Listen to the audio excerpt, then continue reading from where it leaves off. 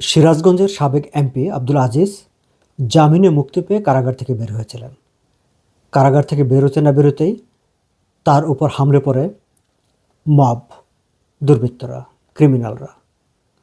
তাকে বেধড়ক মারপিট করে, তাকে নির্যাতনের, নিপীড়নের একটি ভিডিও চিত্র সোশ্যাল মিডিয়ায় ভাইরাল হয়েছে, সেটি আমরা দেখেছি।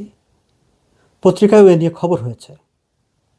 কিন্তু আমার প্রশ্ন হচ্ছে, আদালত তাকে জামিন দিয়েছেন, অর্থাৎ তিনি মুক্ত হাওয়ায় চলাফেরা করার অধিকার পেয়েছেন আইনি বিবেচনায়, আইনি সিদ্ধান্তে, আদালতের সিদ্ধান্তে।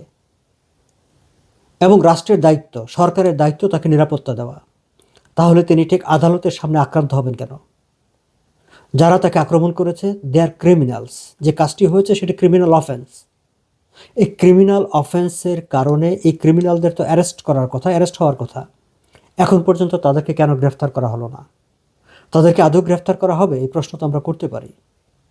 এই যে সেদিন বাটার শোরুম কিংবা পিজা হাটের শোরুম ভাঙার জন্য যাদের পিছনে এখন পুলিশ খুঁজছে, গ্রেফতার করার চেষ্টা করছে, কারণ বলা হচ্ছে যে যখন বিদেশি বিনিয়োগকারীরা বাংলাদেশে একটি সম্মেলনে যোগ দিতে আসছে সেই সময়ে তারা এইসব করে ভাবমূর্তি নষ্ট করেছে, সেই জন্য তারা গ্রেপ্তার করার চেষ্টা করছে তাদের।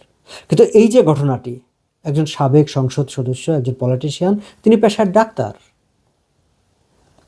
কারাগার থেকে মুক্তি পাওয়ার পর তাকে যেভাবে বেধড়ক পিটানো হয়েছে, এই ভিডিওটি, এই খবরটি বিদেশি বিনিয়োগকারীদের, বিদেশি সংস্থার বা অন্যান্যদের বাংলাদেশ সম্পর্কে কী ধারণা দেবে? তাদের কি খারাপ ধারণা দিবে না?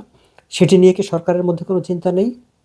আচ্ছা, ঠিক আছে, সরকারের চিন্তা থাকুক না থাকুক, কিন্তু একজন নাগরিক হিসাবে তিনি তো সেফটি, নিরাপত্তা দাবি করতে পারেন, তিনি অধিকার রাখেন। তাহলে যে কালপ্রিটরা, যে ক্রিমিনালরা তার উপর হামলা করেছে, তাদের কেন গ্রেফতার করা হবে না? এর উত্তর আমরা জানতে চাইতে পারি, এই প্রশ্ন তো আমরা করতে পারি।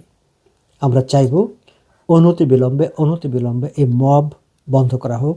এই যে মব সন্ত্রাসীদের উপর সরকারের যেই স্নেহের চোখ, স্নেহের হাত, সেগুলো সরিয়ে নেওয়া হোক।